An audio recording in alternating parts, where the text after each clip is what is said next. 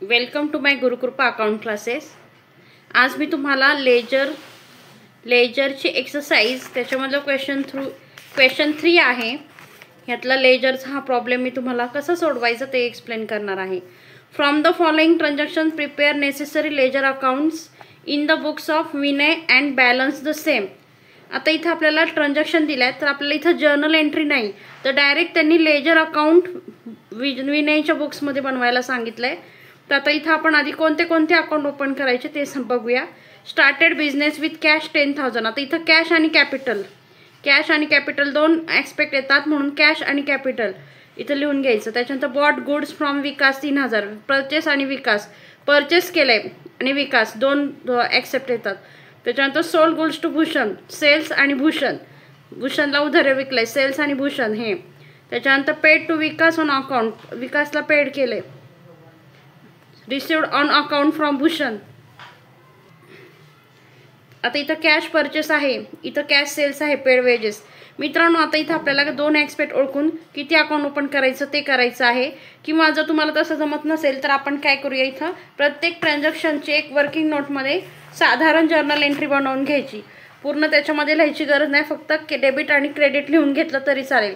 पहिली एंट्री आहे बघा 1 तारखेची, started business with cash, cash येते, cash account debit to capital, purchase केलाय माल विकासकडून उधारीवर, मग purchase account debit to Vikas, इथं उधारीवर विकलाय म्हणून विकासचं नाव। त्याच्यानंतर सेल केलंय भूषणला उधारीवर, म्हणून भूषणला डेबिट द्यायचं टू सेल्स अकाउंट। त्याच्यानंतर Vikas account debit to cash, विकासला कॅश दिली आहे, मग विकासला कॅश दिली आहे। इथं बँक अकाउंट, इथं कॅश आली आहे भूषणकडून, तर इथं cash account debit to Bhushan, purchase account debit to cash. इथं आपल्याला समजण्यासाठी असं आपण एंट्र्या करून घ्यायच्या आहेत दिलेले ट्रान्झॅक्शनचे। एक वर्किंग नोट करायची, वेजेस पेड केलं कॅशमध्ये, वेजेस हा खर्च आहे, wages account debit to cash. त्यानंतर कॅशमध्ये सेल केलं, कॅश आली, cash account debit to sale, हे लिहून घ्यायचं। आणि ह्याच्यानंतर मित्रांनो आपल्याला पेन्सिलने टिक करायचं आहे। आता इथं बघा कॅश अकाउंट, त्याला टिक केलं की हे एक अकाउंट ओपन करायचं, कॅपिटल एक अकाउंट ओपन करायचं, परचेस अकाउंट ओपन करायचं, विकासचं अकाउंट ओपन करायचं, भूषणचं करायचं, सेलचं करायचं।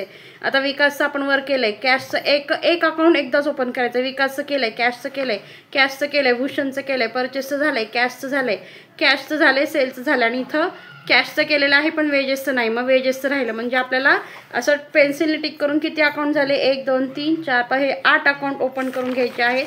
इथं मी अकाउंट ओपन करून घेतलेले आहेत। इथं बघा, इथं नाव द्यायचं in the books of Vinay, capital account, कॅपिटलने सुरुवात होते म्हणून कॅपिटल, कॅश, परचेस विकास, त्याच्यानंतर सेल्स अकाउंट, भूषण अकाउंट आणि वेजेस अकाउंट, अशा प्रकारे मी हे अकाउंट ओपन केलेत। आता आपण जे जर्नल एंट्री लिहिल्या ते एक एक ट्रान्सफर करून घेऊया। आता इथं started business with cash 10,000, cash आली आहे, मग कॅश अकाउंटच्या डेबिटला जायचं आणि खालचं नाव लिहायचं टू कॅपिटल।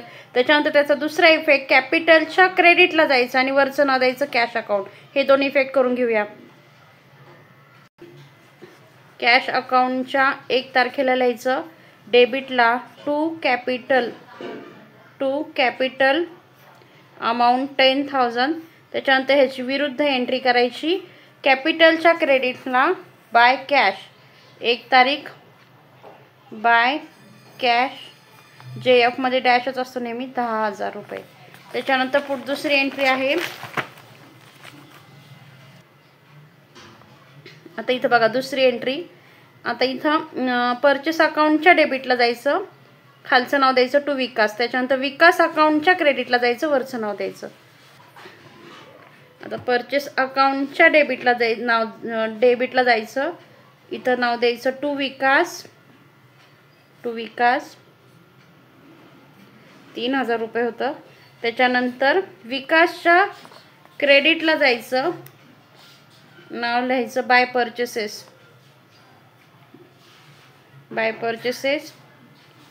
3,000, इथं तारीख होती 6/6।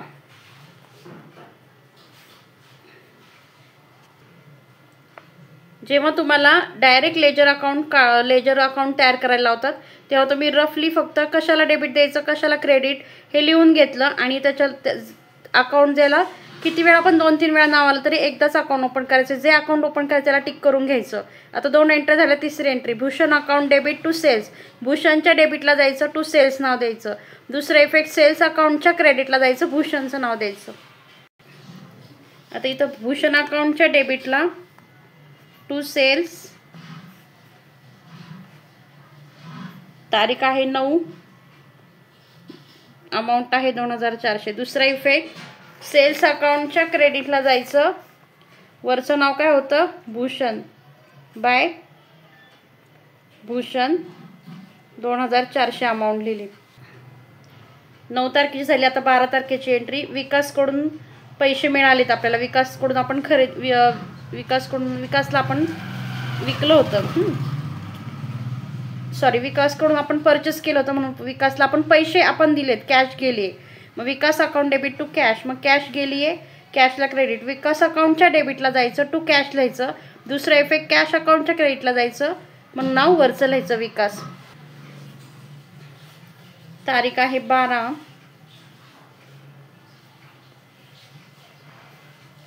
आता इथं कॅश अकाउंट, कॅश दिली आपण म्हणजे कॅश गेली आपल्याला. टू विकास 1600 रुपये दिलेत आपण त्याला. आणि त्याचा पहिला इफेक्ट येतो विकास अकाउंटच्या डेबिटला जायचं, टू कॅश. कॅश गेली, टू कॅश 1600 रुपये. आणि कॅश अकाउंटच्या क्रेडिटला टू विकास 1600.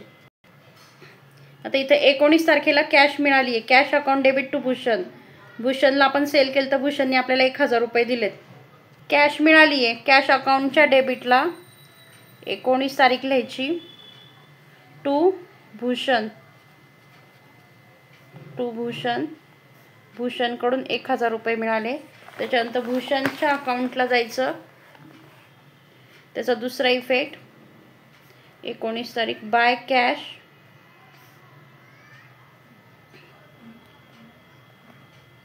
1000 रुपये. त्याच्यानंतर 25 तारखेला आपण परचेस केले, कॅश परचेस केले. मग कॅश गेली आपल्याकडून. मग purchase account debit to cash 3600. Purchase अकाउंटच्या डेबिटला जायचं, टू कॅश लिहायचं. दुसरा इफेक्ट कॅश अकाउंटच्या क्रेडिटला जायचं, बाय परचेसेस लिहायचं, 3600. परचेस अकाउंटच्या डेबिटला टू कॅश 3600. त्याच्यानंतर कॅश अकाउंटच्या क्रेडिटला जायचं. इथं बाय असतो शब्द, क्रेडिटला बाय परचेसेस 3600. तारीख होती 25. आता 30 तारखेचं कॅशमध्ये सेल झाले. मग सेल केल्यानंतर कॅश मिळते आपल्याला, म्हणजे विकल्यानंतर कॅश मिळते, खरेदी केल्यावर कॅश जाती. Cash account debit to sales 5000. Cash अकाउंटच्या डेबिटला जायचं, टू सेल्स लिहायचं. कॅश अकाउंटच्या डेबिटला जायचं, 30 तारीख, टू सेल्स 5000 रुपये. त्याचा दुसरा इफेक्ट सेल्स अकाउंटच्या क्रेडिटला जायचं, 30 तारीख, बाय कॅश 5000 रुपये.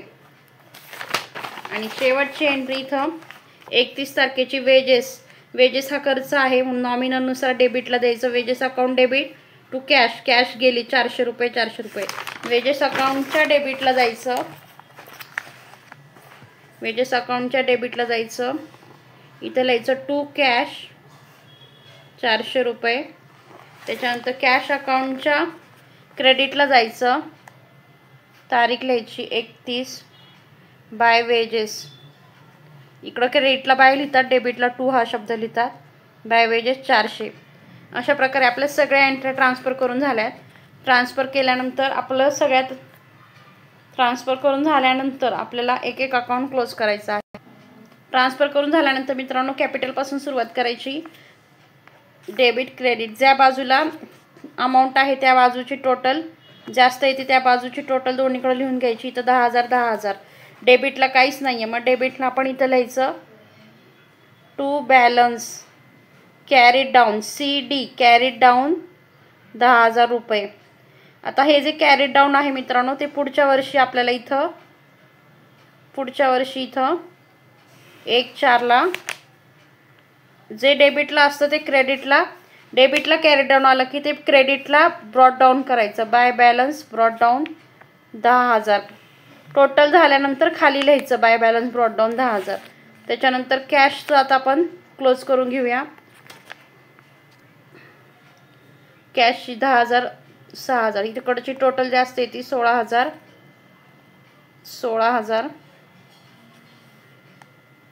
इकडं डिफरन्स येतो बाय बॅलन्स कॅरेट डाऊन. हे बघा मित्रांनो क्रेडिटला इकडं 10,400चा डिफरन्स येतो 16,000 इकडची टोटल जास्त आहे इकडची डेबिटची मी इकडं डिफरन्स येतो. मग क्रेडिटला आल्यावर तो कुठं घ्यायचा डेबिटला इथं लिहायचं टू बॅलन्स ब्रॉड डाऊन. आता आपण 16,000 वर लिहूया. आता इथं लिहायचं 10,400 हा झाला कॅशचं म्हणजे आपल्याकडे कॅश एवढी शिल्लक आहे 10,400 रुपये डेबिट बॅलन्स आलाय कॅशचा. त्याच्यानंतर परचेस अकाउंट क्लोज करून घ्यायचं. परचेसला इकडं आता 3,000 आणि 3,000 6,600 इकडं आलाय बाय बॅलन्स. जिकडं बॅलन्स काहीच नाही आहे तिकडं बॅलन्स कॅरी डाऊन करायचा आणि तो इकडं डेबिटला ब्रॉड डाऊन होणार. त्याच्या विरुद्ध बाजूला ब्रॉड डाऊन करायचा बाय बॅलन्स ब्रॉड डाऊन 6,600. आता इथं विकासचा डेबिटचे टोटल 3,000 येते क्रेडिटला 3,000 क्रेडिटचे 3,000 आहे जास्त डेबिटला 1,600 होते अमाऊंट फक्त 1,400 बाय बॅलन्स कॅरी डाऊन आला तो मी इकडं खाली बाय बॅलन्स ब्रॉड डाऊन 1,400 करून घेतला. त्याच्यानंतर इथं सेल्स अकाउंट 7,400 क्रेडिटला डेबिटला काहीच नाही आहे म्हणून डेबिटला इकडं टू बॅलन्स कॅरी डाऊन 7,400 करायचा. तोच इकडं डेबिटला आहे तो इकडं काय होईल क्रेडिटला बाय बॅलन्स ब्रॉड डाऊन 7,400 होईल. त्याच्यानंतर भूषणचा डेबिटची टोटल जास्त आहे 2,400 इकडं क्रेडिटला बाय बॅलन्स कॅरी डाऊन 2,400 मधून 1,000 गेले 1,400 तो इकडं टू बॅलन्स ब्रॉड डाऊन 1,400. त्याच्यानंतर वेजेसची टोटल 400 ती इकडं कॅश आहे इकडं काहीच नाही म्हणजे इकडं लिहायचं बाय बॅलन्स जिथं काही नाही तिथं कॅरी डाऊन करायचं 400 आणि त्याच्यानंतर इकडं डेबिटला टू बॅलन्स ब्रॉड डाऊन 400. अशा प्रकारे मित्रांनो आपण सगळे अकाउंट क्लोज करून घेतले. जिथं अकाउंट संपतं जिथं काहीच नाही तिथं बॅलन्स करून घ्यायचं जिथं बॅलन्स करतोय तिथं कॅरी डाऊन लिहायचं त्याच्या विरुद्ध दिशेला ब्रॉड डाऊन अशा प्रकारे हे अकाउंट क्लोज करून घ्यायचे. मित्रांनो अशाच प्रकारे 11वी आणि 12वीच्या प्रॉब्लेम्सचे व्हिडिओ बघण्यासाठी अकाउंट शिकण्यासाठी जास्तीत जास्त या चॅनलला लाईक शेअर आणि सबस्क्राईब करा. विद्यार्थ्यांपर्यंत पोहोचवा. धन्यवाद.